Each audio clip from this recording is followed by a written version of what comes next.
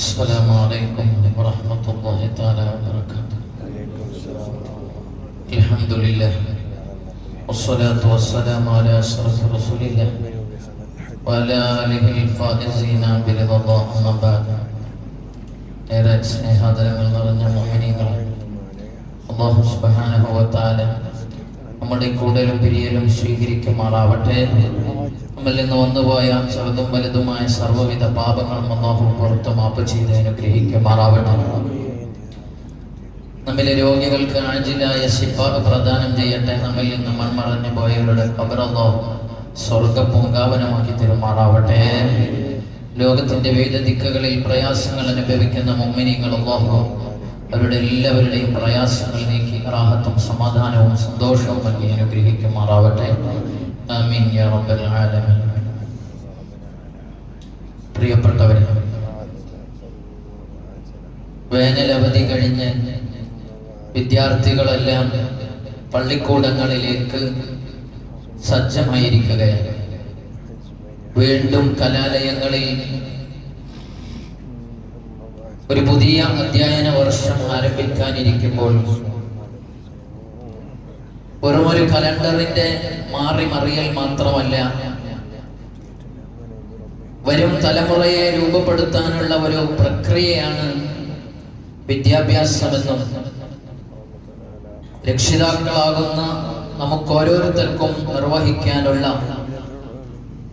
ഒരുപാട് ബാധ്യതകളും കടപ്പാടുകളും ഉണ്ട് എന്നും മനസ്സിലാക്കുന്നതിന് വേണ്ടിയാണ് ഇന്നത്തെ സംസാരം. അല്ലാഹു തൗഫീഖ് നൽകുമാറാവട്ടെ. വിദ്യാധനം സർവ്വധനാൽ പ്രധാനം എന്നാണ്. വിദ്യയാകുന്നു ഏറ്റവും വലിയ ധനം. ആ ധനം നമ്മുടെ കയ്യിലില്ലെങ്കിൽ പലപ്പോഴും അതിൻ്റെ പരാധീനതകൾ നാം അനുഭവിക്കുന്നവരാണ്. അതുകൊണ്ട് തന്നെയാണ് ഏത് ഗ്രേഡിൽ നിൽക്കുന്ന ആളുകളായാലും പലപ്പോഴും നമ്മുടെയൊക്കെ സംസാരങ്ങളിൽ വരുന്നത്, എനിക്കോ പഠിക്കാനായില്ല, അതുകൊണ്ട് എൻ്റെ മക്കളെങ്കിലും പഠിച്ചു വളരട്ടെ എന്നാണ് എല്ലാവരും പറയാറുള്ളത്. അപ്പൊ നമുക്ക് കിട്ടാതെ പോയത് എന്താണ് എന്ന് ബോധ്യമുള്ളത് കൊണ്ടാണ്. വിശുദ്ധ ഖുർആൻ പറയുന്നുണ്ട്, ഖുൽ ഹൽ യസ്തവിൽ ലദീന യഅലമൂന വല്ലദീന ലാ യഅലമൂൻ. അറിവുള്ളവരും അറിവില്ലാത്തവരും സമന്മാരാണോ എന്ന ഒരു ചോദ്യചിഹ്നം നമ്മിലേക്ക് കണ്ടുതരികയാണ്. അറിവുള്ളവരും അറിവില്ലാത്തവരും സമന്മാരല്ല. ഖുർആൻ മറ്റൊരിടത്ത് പറയുന്നുണ്ട്, വല്ലദീന ഊതുൽ ഇൽമ ദറജാത്ത്. അല്ലാഹു തആല ഇൽമ നൽകിയ ആളുകൾ അവർക്ക് അല്ലാഹു വലിയ പദവികൾ നൽകിയിരിക്കുമെന്ന്. അത് ഭൗതികമായ വിജ്ഞാനമാണെങ്കിലും ആത്മീയമായ വിജ്ഞാനമാണെങ്കിലും അതുപോലെയാണ്. ഭൗതികമായ വിജ്ഞാനത്തിൽ വലിയ അറിവുള്ള ആളുകൾക്ക് ഭൗതികമായ വലിയ സ്ഥാനമാനങ്ങളുണ്ടാവും. ആത്മീയമായ വിജ്ഞാനം കരഗതമാക്കിയ ആളുകൾക്ക് ഇരുലോകത്തും വലിയ സ്ഥാനങ്ങൾ ഉണ്ടാകും. അതുകൊണ്ട് വിജ്ഞാനം എന്ന് പറയുന്നത് നേടിയെടുക്കൽ നമുക്ക് അനിവാര്യമായ കാര്യമാണ്. ആ വിജ്ഞാനത്തിന് ഇസ്ലാം കൊടുത്ത പ്രാധാന്യം എത്രയാണ്! ഈ ഉമ്മത്തിന്റെ അഡ്രസ്സിൽ ഇറങ്ങിയ വിശുദ്ധ ഖുർആനിന്റെ ആദ്യ വചനങ്ങൾ തന്നെ വൈജ്ഞാനികമായ നവോമണ്ഡലങ്ങളിലേക്ക് വാതായനം തുറന്നിട്ടിരിക്കുകയാണ്. ആദ്യത്തെ സംസാരം തന്നെ വായിക്കുക എന്നാണ് പറയുന്നത്. ഇഖ്റ ബിസ്മി റബ്ബിക്കൽ ലദീ ഖലഖൽ ഇൻസാന മിൻ അലഖ് ഇഖ്റ റബ്ബുക്കൽ അക്രം അല്ലദീ അല്ലമ ബിൽ ഖലം. എഴുത്തിന്റെയും വായനയുടെയും ഒക്കെ വലിയ ലോകങ്ങളെ കുറിച്ചാണ് വിശുദ്ധമായ ഖുർആനിൽ നമ്മോട് സംസാരിച്ചു കൊണ്ടിരിക്കുന്നത്.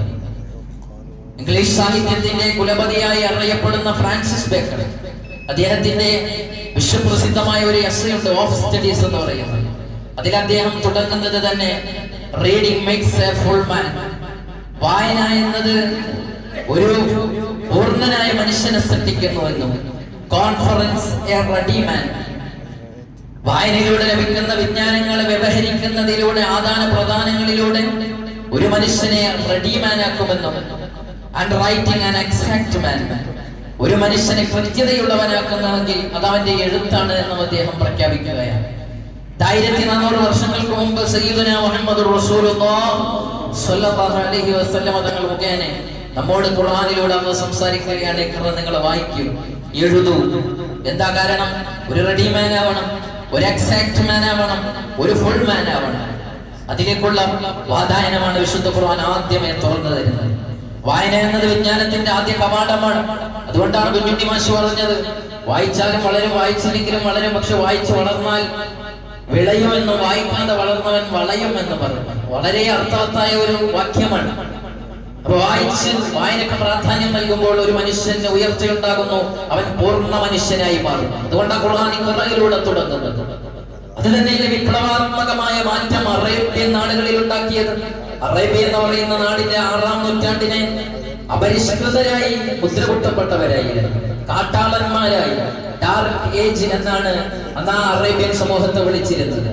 അവരിലേക്ക് വിജ്ഞാനം ഖുർആനിലൂടെ വെളിച്ചം വീശിയപ്പോൾ ഡാർക്കൊക്കെ പോയി അവർ വെളിച്ചത്തിന്റെ പ്രകാശ ഗോപുരങ്ങളായി മാറി. സമൂഹത്തിന്റെ ഉന്നത ശ്രേണിയിലേക്ക് അവർ കടന്നു വന്നത് ആ ഖുർആനിലൂടെയാണ്, വായനയിലൂടെയാണ്, പഠനത്തിലൂടെയാണ്, മനനത്തിലൂടെയാണ്, ഗവേഷണങ്ങളിലൂടെയാണ്. അപ്പൊ വിജ്ഞാനം എന്നത് ഒരു മനുഷ്യനെ ഏതർത്ഥത്തിലും വലിയ ചേഞ്ച്, മാറ്റങ്ങൾ ഉണ്ടാക്കും എന്നാണ്.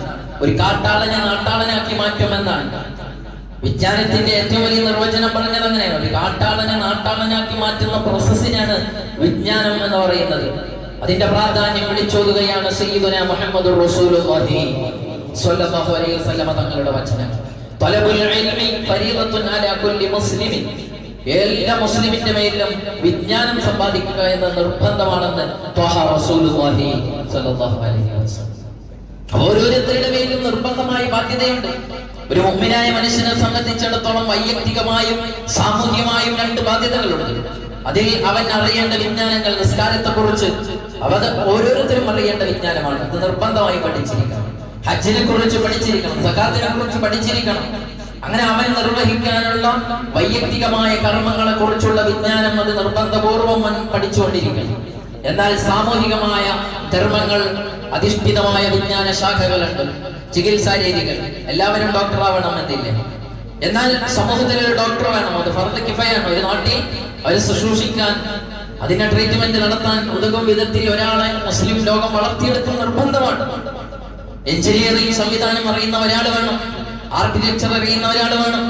അങ്ങനെ തുടങ്ങി നാനാഭാഗങ്ങളിലും നിർമ്മാണാത്മകമായ പ്രവർത്തനങ്ങൾ തുടങ്ങി സമൂഹത്തിന് ആവശ്യമുള്ള എല്ലാം സമ്പാദിക്കുന്നതായ ഒരാളെങ്കിലും നമ്മുടെ നാട്ടിൽ ഉണ്ടായിരിക്കൽ സമൂഹത്തിന്റെ ബാധ്യതയാണ്. അപ്പൊ ആ വിജ്ഞാന ശാഖകളെയൊക്കെ പരിപോഷിപ്പിക്കണം. അതിലേക്ക് ഹബീബ് മുഹമ്മദ് റസൂലുള്ളാഹി സ്വല്ലല്ലാഹു അലൈഹി വസല്ലം തങ്ങൾ വെളിച്ചം വീശിയിട്ടുണ്ട്, അതിന്റെ പ്രോത്സാഹനം നൽകിയിട്ടുണ്ട്. ഇതരമായ ഭാഷകൾ പഠിക്കുന്നതിന് വിധങ്ങൾക്ക് പ്രചോദനം നൽകിയിട്ടുണ്ട്. ഇതരങ്ങളായ വിഷയങ്ങളെ കുറിച്ച് പഠിക്കുകയും കലകളെ അതെല്ലാം ആവാഹിക്കുകയും ചെയ്ത് ഒരു പുതിയ മാതൃക സൃഷ്ടിക്കാൻ സയ്യിദുനാ മുഹമ്മദ് റസൂലുള്ളാഹി സ്വല്ലല്ലാഹു അലൈഹി വസല്ലം തങ്ങൾ അതിലേക്കെല്ലാം നമ്മെ വിരൽ ചൂണ്ടലിൽ കൊണ്ടെത്തിക്കുകയും ചെയ്തിട്ടുണ്ട്. വിജ്ഞാനത്തിന് കൊടുത്ത പ്രാധാന്യമാണ് ഇവിടെ നാം മനസ്സിലാക്കേണ്ടത്. ബദർ യുദ്ധം നടക്കുന്ന അവസരത്തിൽ ബന്ദികളായി മക്ക മുശ്രിക്കീങ്ങളിൽ നിന്ന് ഒരുപാട് ആളുകൾ പിടിക്കപ്പെട്ടു. 70ഓളം വരുന്ന ആളുകളെ പിടിച്ച് അവർക്ക് ഇനി രക്ഷപ്പെടണമെങ്കിൽ മോചനദ്രവ്യം നൽകണമെന്നാണ് പറഞ്ഞത്.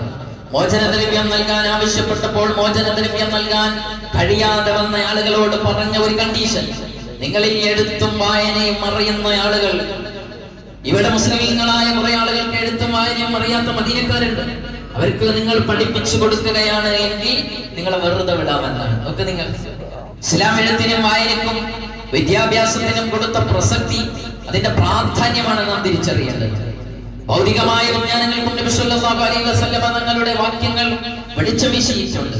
തങ്ങൾ അവിടെ നിന്ന് പ്രഖ്യാപിച്ചു, തുലുബുൽ ഇൽമ വലൗ ബിസ്സീൻ, ചൈനയിൽ പോയിട്ടാണെങ്കിൽ നിങ്ങൾ വിജ്ഞാനം നേടണമെന്ന്.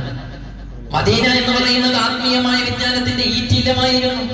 എല്ലാ വിജ്ഞാനങ്ങളുടെയും കലവറയായ മദീനയിൽ നിന്ന് നിങ്ങൾ ഇനി ചൈനയിൽ പോയി പഠിക്കണം എന്ന് പറഞ്ഞതിന് വ്യാഖ്യാനങ്ങൾ പലതുണ്ട്. അന്ന് ചൈനയിൽ എത്തുക എന്നത് വളരെ ശ്രമകരമായ ഒരു ദൗത്യമാണ്. എത്തിപ്പെടുക എന്നത് വലിയ പ്രയാസമാണ്. അപ്പൊ അവിടെ പോയി ഏതേത് മുക്കുമൂലയിലാണ് വിജ്ഞാനം ഉള്ളതെങ്കിലും അവിടെ പോയി നിങ്ങൾ വിജ്ഞാനം നേടണം എന്നാണ് പറഞ്ഞതിന്റെ അർത്ഥം. മറ്റൊരർത്ഥം പറയുന്നത്, നിങ്ങൾ ചൈനയിൽ പോയി വിജ്ഞാനം പഠിക്കണമെന്ന് ഇന്നത്തെ ലോകത്തോട് സംസാരിക്കുകയാണെങ്കിൽ എല്ലാവരും പറയും അത് പറയേണ്ട വാക്ക് തന്നെയാണ് എന്ന്, അല്ലേ? ടെക്നോളജിയുടെ ഹബ്ബായി മാറിയിരിക്കുകയാണ് ചൈന. ടെക്നോളജികൾ, എന്തൊക്കെ ടെക്നോളജികളാണ്. പണ്ട് കാലത്തൊക്കെ ഒരു ഉപകരണം ആരെങ്കിലും നിർമ്മിച്ചു കഴിഞ്ഞാൽ അതിന്റെ ഡ്യൂപ്ലിക്കേറ്റ് ഞൊട്ടിയിടയിൽ നിർമ്മിക്കുന്നവരായിരുന്നു. ഡ്യൂപ്ലിക്കേറ്റ് എന്നല്ല, ഒറിജിനൽ മറ്റാർക്കും നിർമ്മിക്കാൻ കഴിയാത്ത വിധത്തിൽ അഭൂതപൂർവമായ വളർച്ചയാണ് ചൈനയിൽ നിന്ന് നമ്മൾ കണ്ടുകൊണ്ടിരിക്കുന്നത്. അപ്പൊ ഉത്തരബുൽ ഇൽമ വലൗ ബിസ്സീൻ എന്ന് സയ്യിദുനാ മുഹമ്മദുർ റസൂലുള്ളാഹി സ്വല്ലല്ലാഹു അലൈഹി വസല്ലം തങ്ങൾ അവിടെ നിന്ന് പറഞ്ഞിട്ടുണ്ടെങ്കിൽ അതിന്റെ പ്രസക്തിയാണ് അത് വിളിച്ചോതുന്നത്. അതുകൊണ്ട് തന്നെ വൈജ്ഞാനികമായ നവമണ്ഡലങ്ങളിൽ ഇസ്ലാം വലിയ വിപ്ലവമാണ് കാഴ്ചവെച്ചത്. ആത്മീയവും ഭൗതികവും എന്ന് നാം വായിക്കുന്ന, പറയുന്ന, വേർതിരിക്കുന്ന, വ്യവച്ഛേദിക്കുന്ന ഏതൊരു വിജ്ഞാനങ്ങളിലേക്കും ഇസ്ലാമികമായ ലോകത്ത് വലിയ വിപ്ലവങ്ങൾ കാഴ്ചവെച്ചിട്ടുണ്ട്. മദീനയിൽ നിന്ന് ഇസ്ലാമികമായ പ്രചരണാർത്ഥം പോയിടത്തെല്ലാം വലിയ വിപ്ലവങ്ങൾ ഉണ്ടാക്കി. ഏകദേശം AD ക്രിസ്താബ്ദം 6-ാം നൂറ്റാണ്ട് മുതൽ 13-ാം നൂറ്റാണ്ട് വരെ ഇസ്ലാമികമായ വിപ്ലവ വളർച്ചയായിരുന്നു വൈജ്ഞാനികമായ ലോകത്ത് നമ്മൾ കണ്ടത്.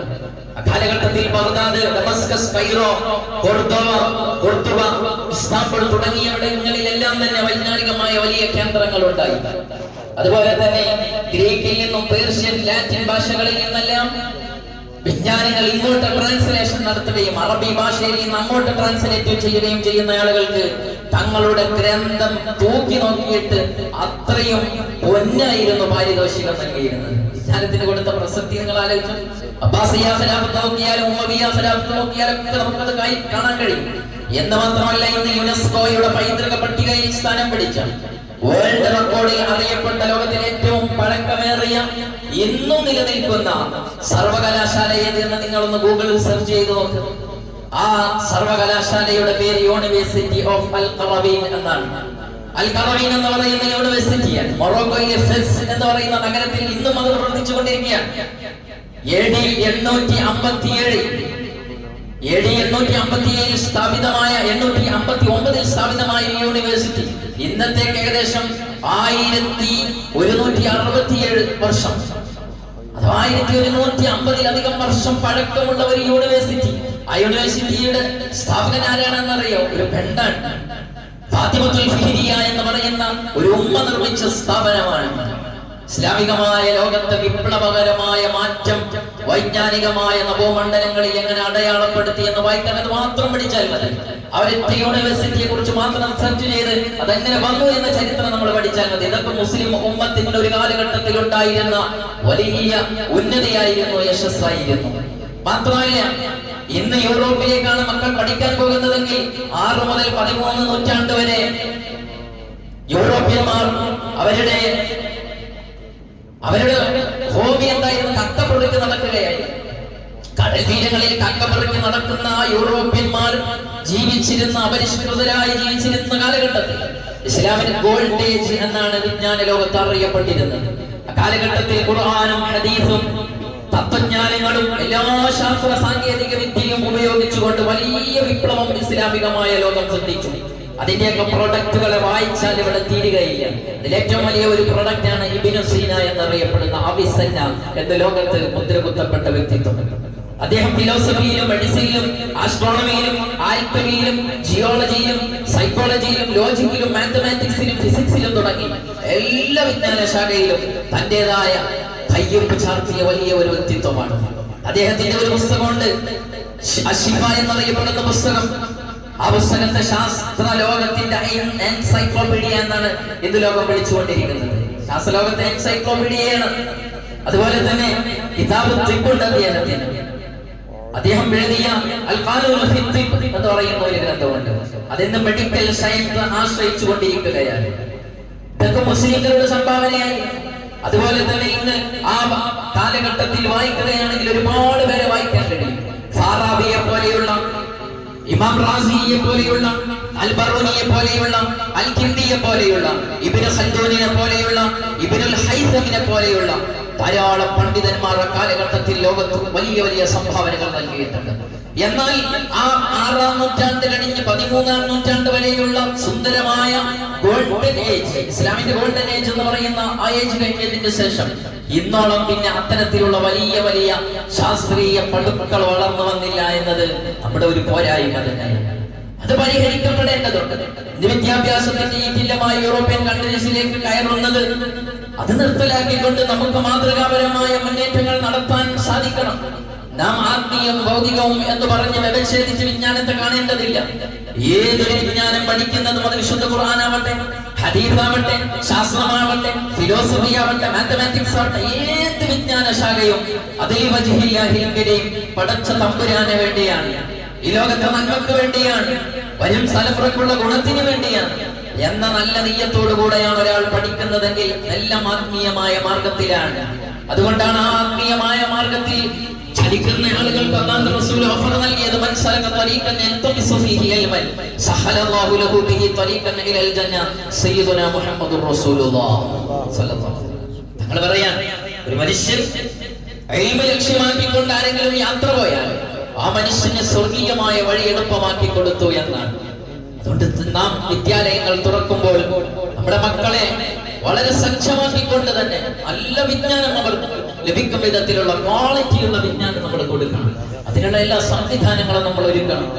അതിലെത്ര അവരെ എത്തിപ്പെടുകയും എത്രത്തോളം അവർക്ക് നമുക്ക് ചെയ്തു കൊടുക്കാൻ കഴിയുമോ അതെല്ലാം ചെയ്തു കൊടുക്കുകയും ചെയ്യണം എന്നതാണ് ആദ്യത്തെ പാഠം. രണ്ടാമത്, കൊടുക്കുന്ന വിജ്ഞാനം മൂല്യാധിഷ്ഠിതമായ വിജ്ഞാനമായി. മക്കളൊക്കെ വിദ്യാഭ്യാസം നൽകുന്നതിനെ കുറിച്ച് കൂടുതലൊന്നും പറയേണ്ടതില്ല, എല്ലാവരും ബോധവാന്മാരാണ്. എന്നാൽ ആ മക്കൾക്ക് എന്തിനാണ് നിങ്ങൾ വിജ്ഞാനം നൽകുന്നത് എന്ന് ചോദിച്ചാൽ എല്ലാവരും പറയേണ്ട മക്കളുടെ നല്ല ഭാവിക്ക് വേണ്ടിയാണ്. നല്ല ഭാവി എന്ന് പറഞ്ഞാൽ എന്താ? നല്ല ഭാവി എന്ന് പറഞ്ഞാൽ നല്ല ക്യാഷ് കൊണ്ടുവരണം, നല്ല പണം കൊണ്ടുവരണം എന്നാണ് പലരും ധരിച്ചിരിക്കുന്നത്. അതല്ല നല്ല ഭാവി.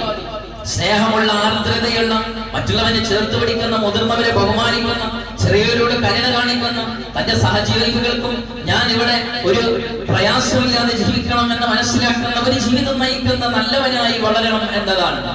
കേവലം മാർക്കുകൾ കൊണ്ടല്ല, മറിച്ചൊരു നല്ല സ്വഭാവത്തിന്റെ ഉടമയായി വളരുമ്പോഴാണ് യഥാർത്ഥത്തിൽ വിദ്യാഭ്യാസം കൊണ്ട് ലക്ഷ്യസ്ഥാനത്തെത്തുന്നത്. നല്ല സ്വഭാവത്തിന്റെ പൂർത്തീകരണത്തിന് വേണ്ടിയാണല്ലോ സയ്യിദുനാ മുഹമ്മദുർ റസൂലുള്ളാഹ് തങ്ങൾ അവരുടെ ഈ ലോകത്ത് വന്നത്. തങ്ങൾ പറഞ്ഞെങ്കിൽ എല്ലാ നല്ല സ്വഭാവവും പൂർത്തീകരിക്കാൻ വേണ്ടിയാണ് അല്ലാഹു സുബ്ഹാനഹു വ തആല നിയോഗിച്ചിട്ടുള്ളത്.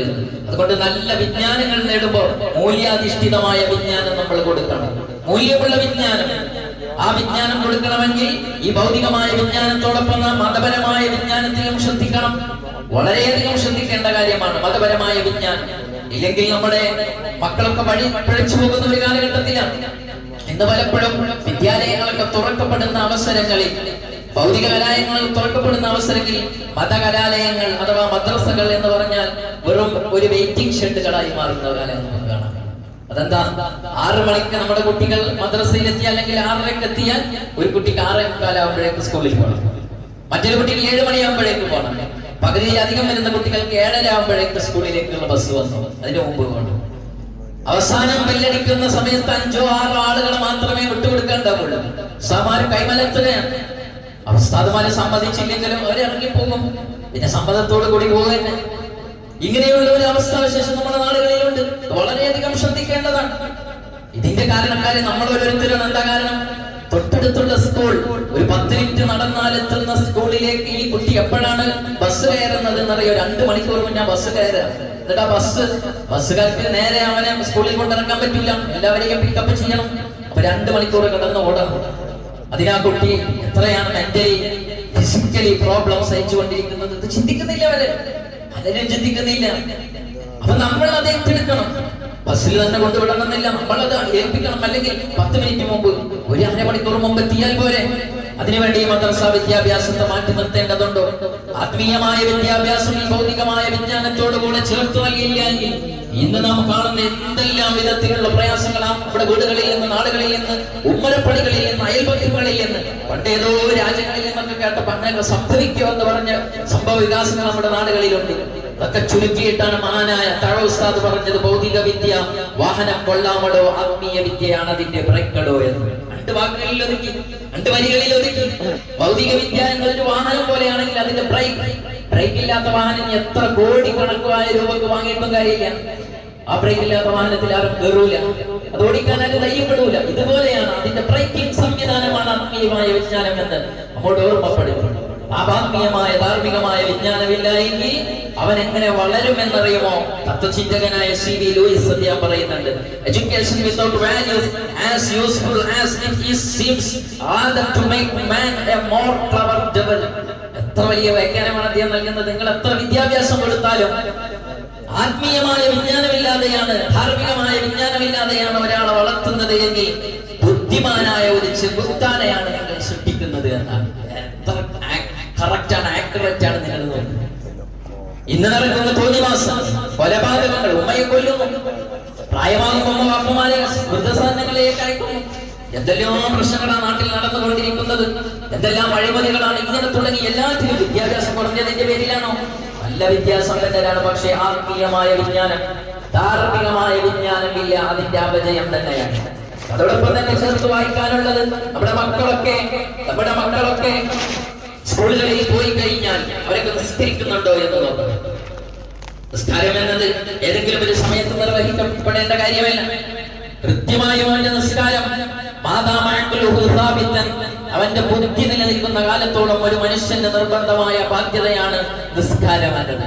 10 വയസ്സായ നിസ്കരിക്കാത്തതിന്റെ പേരിൽ അടിക്കണം, 7 വയസ്സായാലും അവനോട് കൽപ്പിച്ച് പരിശീലനം കൊടുക്കണമെന്ന് സയ്യിദുനാ മുഹമ്മദ് റസൂലുള്ളാഹി സ്വല്ലല്ലാഹു അലൈഹി വസല്ലം തങ്ങൾ പറഞ്ഞ കാര്യം.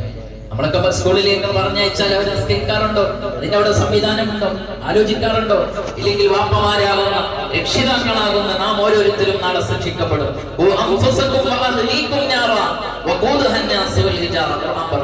നിങ്ങൾ നിങ്ങളുടെ ശരീരങ്ങളെയും നിങ്ങളുടെ മക്കളുടെ ശരീരങ്ങളെയും നാളെയുടെ ലോകത്ത്, കുടുംബത്തിന്റെ ശരീരങ്ങളെയും നിങ്ങൾ നാളെയുടെ ലോകത്ത് നരകത്തിൽ വീഴുന്നതിൽ നിന്ന് ശ്രദ്ധിക്കണേ എന്നാണ് വിശുദ്ധ ഖുർആൻ പറഞ്ഞത്. അതുകൊണ്ട് തന്നെ മാതാപിതാക്കൾക്ക് ഉത്തരവാദിത്തമുണ്ട്. സ്കൂളിലേക്ക് അങ്ങ് കൊണ്ടുപോയി നല്ല അഡ്മിഷൻ എടുത്തു കൊടുത്താൽ പോരാ, അവന്റെ ജീവിതത്തിൽ നല്ല ഇടപെടലുകൾ നടത്തണം. കുട്ടികൾ വീട്ടിലേക്ക് വരുന്ന സമയത്ത് മാതൃകകളായി നമ്മൾ എല്ലാവരും മാറണം. അതുപോലെ തന്നെ അവനുമായി ഇന്ററാക്ഷൻ നടത്തിക്കൊണ്ടിരിക്കണം. സ്കൂളിലെ അവസ്ഥയെ കുറിച്ച് തുറന്നു പറയാനുള്ള ഒരു വേദി വീടിന്റെ അകത്തളങ്ങളിൽ കൊടുക്കണം. പല വീടുകളിലും അങ്ങനെ ഉണ്ടാവാറില്ല. അപ്പൊ കൂടുതൽ കുട്ടികളെ ചേർത്ത് പിടിക്കുന്ന മാതാപിതാക്കളായി നമ്മൾ മാറണം. ഇല്ലെങ്കിൽ നമ്മളോട് പങ്കുവെക്കേണ്ട പ്രധാനപ്പെട്ട കാര്യങ്ങളൊന്നും പാപ്പാട് പറയില്ല, ഉമ്മാനോട് പറയില്ല, അതവൻ മറ്റു പലരോടും ഇത് പറയും. അവര് തെറ്റായ സന്ദേശങ്ങൾ കൊടുക്കും. അപ്പൊ നമ്മൾ ചെറിയ മക്കളൊക്കെ ആത്മഹത്യ ചെയ്യുന്ന പ്രവണതകൾ വർദ്ധിച്ചു വരികയാണ്. അതെന്താ? അവന് നല്ല മെസ്സേജ് കിട്ടുന്നില്ല, അവന് കിട്ടേണ്ട മെസ്സേജ് കിട്ടുന്നില്ല. പക്വമായ ഒരു മെസ്സേജ് കിട്ടിയെങ്കിലല്ല അതനുസരിച്ച് അവൻ പിടിച്ചു നിൽക്കുക. ചെറിയൊരു വിഷയം ഉണ്ടാക്കുമ്പോഴേക്ക് കുട്ടികൾ പറഞ്ഞു കൊടുക്കും, അവന്റെ ഫ്രണ്ട്സുകൾ പറഞ്ഞു കൊടുക്കും, അതനുസരിച്ച് അവൻ ചെയ്യും. അങ്ങനെ ആത്മഹത്യകൾ വളർന്നുകൊണ്ടിരിക്കുന്ന ഒരു കാലഘട്ടത്തിലാണ്. അപ്പൊ അവന് സ്കൂളിലേക്ക് പറഞ്ഞയച്ചാൽ അവനവിടെ കൃത്യമായി എത്തുന്നുണ്ടോ? അവനവിടെ അറ്റൻഡ് ചെയ്തിട്ടുണ്ടോ? തിരിച്ചു വരുന്നുണ്ടോ? അവൻ സ്കൂളിന്റെ പേരിൽ എന്തെങ്കിലും ഫീസ് ചോദിച്ചാൽ അതൊക്കെ ഉള്ളതാണോ? അവനെ ടോർച്ചർ ചെയ്യുന്ന വിധത്തിൽ ചെയ്യണമെന്നല്ല പറഞ്ഞത്, മറിച്ച് അവനോട് സൗഹൃദപരമായ രൂപത്തിൽ സമീപനം സ്വീകരിച്ചുകൊണ്ട് ഇതൊക്കെ അന്വേഷിക്കുന്നവരായി നമ്മുടെ ഒരു കണ്ണവരുടെ കയ്യിലാണ്. അതുപോലെ തന്നെ താരതമ്യം ചെയ്യുന്ന നൃത്തം. അവന് A+ വാങ്ങിയിട്ടില്ല, എല്ലാത്തിലും A+ വാങ്ങി, നീ ഇങ്ങനെ നടന്നോ എന്ന് പറയരുത്. പലരുടെയും കഴിവുകൾ വ്യത്യസ്തമാണ്. അത് മനസ്സിലാക്കിക്കൊണ്ട് പ്രവർത്തിക്കുന്നവരായിരിക്കണം, കുറ്റപ്പെടുത്തുന്നവരാവരുത്. അതോടൊപ്പം മക്കൾക്ക് വേണ്ടി ധാരാളം പ്രാർത്ഥനകൾ നടത്തണം. ഖുർആൻ പറഞ്ഞു, റബ്ബനാ ഹബ് ലനാ മിൻ അസ്വാജിനാ വദുർരിയ്യാതിനാ ഖുർറത അയ്നിൻ വജഅൽനാ ലിൽ മുത്തഖീന ഇമാമാ. ആ നല്ല പ്രാർത്ഥന നടത്തുന്നവരാവണം. അധ്യാപകർക്ക് കൊണ്ട് ഡ്യൂട്ടി. സമൂഹത്തിൽ പവിത്രമായ ഒരു സ്ഥാനമാണ് നിങ്ങൾക്കുള്ളത്. സയ്യിദുനാ മുഹമ്മദുർ റസൂലുള്ളാഹി സ്വല്ലല്ലാഹു അലൈഹി വസല്ലം തങ്ങൾ അവിടുന്ന് പറഞ്ഞു, ഇന്നമാ ബുഇസ്തു മുഅല്ലിമ, ഞാൻ ഒരു അധ്യാപകനായി അയക്കപ്പെട്ടവരാണ്. അധ്യാപനത്തിന്റെ ഡ്യൂട്ടി കൃത്യമായി ലോകത്ത് നിർവഹിച്ചു പോയ നേതാവാണ്. മറ്റൊരാൾക്കും അവകാശപ്പെടാൻ കഴിയാത്ത വിധത്തിലുള്ള അതുല്യമായ ഒരു അധ്യാപന രീതി സിസ്റ്റമാറ്റിക് ആയി നടപ്പിലാക്കിയ നേതാവാണ് ത്വാഹ റസൂലുള്ളാഹി സ്വല്ലല്ലാഹു അലൈഹി വസല്ലം. ആ ഉത്തരവാദിത്തം ഏറ്റെടുത്ത അധ്യാപകരാകുന്ന നമ്മുടെ മുന്നിലേക്ക് എത്തുന്ന മക്കളാരാണ്? അമാനത്തുല്ലക്കും, നിങ്ങളുടെ അമാനത്താണ്. നിങ്ങളവരെ ഉത്തരവാദിത്തം ഏൽപ്പിച്ചതാണ്. അതുകൊണ്ട് കുല്ലുക്കും റാഇ വകുല്ലുക്കും മസ്ഊലുൻ അൻ റഅയതിഹി. നിങ്ങൾ ഒരു ഉത്തരവാദിത്തം ഏൽപ്പിച്ചാൽ ആ ഉത്തരവാദിത്തത്തെ കുറിച്ച് നാളെയുടെ ലോകത്ത് അല്ലാഹു ചോദ്യം ചെയ്യുമെന്ന് സയ്യിദുനാ മുഹമ്മദുർ റസൂലുള്ളാഹി സ്വല്ലല്ലാഹു അലൈഹി വസല്ലം. വളരെ ബോധം വേണം. കുട്ടികൾ എങ്ങനെയെങ്കിലും ആവട്ടെ എന്ന് തീരുമാനിച്ചാൽ പോരാ. പലപ്പോഴും പല ഉന്നതങ്ങളിലും നേടിയെടുത്ത ആളുകൾ തന്നെ സംസാരിക്കുമ്പോൾ, പുസ്തകങ്ങൾ എഴുതുമ്പോൾ, പ്രസംഗിക്കുമ്പോൾ പറയാറുണ്ട്, നീ അധ്യാപകനാണ് വഴി നടത്തിയത്, ഇല്ലേ? അധ്യാപകരെ എന്നെ നന്നായി പരിചരിച്ചുകൊണ്ടാണ്, എനിക്ക് വഴി കാണിച്ചു തന്നത് ഇന്ന അധ്യാപകനാണ് എന്നൊക്കെ പറയാറുണ്ട്. എന്നാൽ അതുപോലെയുള്ള അധ്യാപകരായി മാറാൻ ഓരോരുത്തരും ശ്രദ്ധിക്കണം. ഏറ്റവും കൂടുതൽ പഠിക്കുന്ന കുട്ടിയെ തന്നെ ശ്രദ്ധിക്കേണ്ടത്, അവനെ ശ്രദ്ധിക്കേണ്ട എന്നല്ല, അവന് ശ്രദ്ധിച്ചില്ലെങ്കിലും ചിലപ്പോൾ അവൻ വിജയിക്കും. ഏറ്റവും പഠിക്കാത്ത കുട്ടിക്ക് പോലും മനസ്സിലാകുന്ന വിധത്തിൽ ക്ലാസ് എടുക്കുകയും അവനെ ഉയർത്തിക്കൊണ്ടുവരാൻ കഴിയുകയും ചെയ്യുന്ന ശ്രമം നടത്തുന്നവനാണ് യഥാർത്ഥ അധ്യാപകൻ എന്ന് പറയുന്നത്. അധ്യാപകർ അവരുടെ ജീവിതത്തിൽ നാനാമേഖലകളിലും വെറും ഒരു പാഠപുസ്തകം പഠിപ്പിച്ചു കൊടുക്കുക മാത്രമല്ല, അവന്റെ എല്ലാ വിഷയങ്ങളിലും ഇടപെടുന്ന നല്ല മാതൃകാപരമായ അധ്യാപനം നടത്തണം. അതുപോലെ തന്നെ വിദ്യാർത്ഥികൾ പഠിക്കുന്ന അവസരത്തിൽ ഞാൻ പഠിക്കുന്നത് എന്റെ ഉമ്മയ്ക്കും വാപ്പയ്ക്കും ഈ സമൂഹത്തിനും എല്ലാം ഉപകാരപ്പെടുന്ന ഒരു മോനായി മാറണം എന്ന നല്ല നെയ്യത്തോടു കൂടെ പഠിക്കണം. ഇന്നമൽ അഅ്മാലു ബിന്നിയ്യാത്ത്. അല്ലാഹു നമ്മുടെ മക്കളെയൊക്കെ സ്വാലിഹീങ്ങളാക്കുമാറാവട്ടെ. ആ വിദ്യാഭ്യാസം പകരുന്നതിൽ നിന്ന് തടസ്സമായി നിൽക്കുന്ന ഒന്നുമായും കൂട്ടുകൂടാൻ പാടില്ല. വളരെയധികം ശ്രദ്ധിക്കേണ്ടത് നമ്മുടെ കൂട്ടുകെട്ടുകൾ തന്നെയാണ്. പലപ്പോഴും കൂട്ടുകെട്ടുകൾ ഇന്ന് നമുക്കറിയാം, പുതിയ പദ്ധതികളൊക്കെ സർക്കാർ ഇങ്ങനെ ആവിഷ്കരിക്കുന്ന ഓരോ സർക്കാരുകളും മാറി വരുമ്പോൾ അതിനനുസരിച്ച് പുതിയ പദ്ധതികൾ കൊണ്ടുവരുന്നു. എന്തിന്റെ പേരിൽ? ഇവിടെ വ്യാപിക്കുന്ന വലിയ ഒരു നെറ്റ്വർക്ക് ഉണ്ട്, ലഹരി. ആ ലഹരികൾ വേട്ടയാടുന്നതിന് വേണ്ടി പല പേരിലും, ഏത് പേരിട്ട് വിളിച്ചാലും പിന്നീട് അത് വർദ്ധിക്കാന്നല്ലാതെ അതൊരിക്കലും സൃഷ്ടിച്ച് ഇല്ലാതെയായി പോകുന്നില്ല. പലപ്പോഴും വിദ്യാലയങ്ങൾ, വിദ്യാഭ്യാസ കേന്ദ്രങ്ങൾ അത് ലക്ഷ്യമാക്കിക്കൊണ്ട് കാരിയർമാരെ സൃഷ്ടിക്കുകയും അതിന്റെ ഉപയോക്താക്കളും ഉണ്ടാക്കുകയും ചെയ്യുന്ന ഒരു കണ്ണികൾ വ്യാപകമായി പ്രവർത്തിക്കുന്നുണ്ട്. നമ്മുടെ കണ്ണിൽ നിന്ന് മക്കളെന്ന് പറഞ്ഞാൽ പിന്നെ എവിടെയാണ് എന്ന ഒരു ശ്രദ്ധ വേണം. അവനാരോടാണ് കൂട്ടുകൂടുന്നത് എന്ന ശ്രദ്ധ വേണം. അതുകൊണ്ട് ആ കൂട്ടുകാരെ വളരെയധികം ശ്രദ്ധിക്കണമെന്ന് മുഹമ്മദ് റസൂലുള്ളാഹ്. നിങ്ങൾ കൂട്ടുകാരെ സെലക്ട് ചെയ്യുമ്പോൾ വളരെ ശ്രദ്ധിച്ചുകൊണ്ട് നല്ല തന്റേടത്തോടുകൂടെ തീരുമാനിച്ച് ഇന്നവനെ കൂട്ടുകൂടാൻ പറ്റുമോ ഇല്ല എന്ന് തീരുമാനിച്ച് നോക്കിയിട്ടായിരിക്കണം സെലക്ട് ചെയ്യേണ്ടതെന്നാണ് ഹബീബുന മുഹമ്മദ് റസൂലുള്ളാഹി സ്വല്ലല്ലാഹു അലൈഹി വസല്ലം തങ്ങൾ പറഞ്ഞത്. ആ ഒരു ബോധം നമ്മുടെ മക്കളിൽ ഉണ്ടാക്കണം. അതുപോലെ തന്നെ നാം ആ കുഞ്ഞു മക്കൾക്ക് നല്ല അറിവ് പകർന്നു കൊടുക്കാനുള്ള എല്ലാ സംവിധാനങ്ങളും ഒരുക്കണം.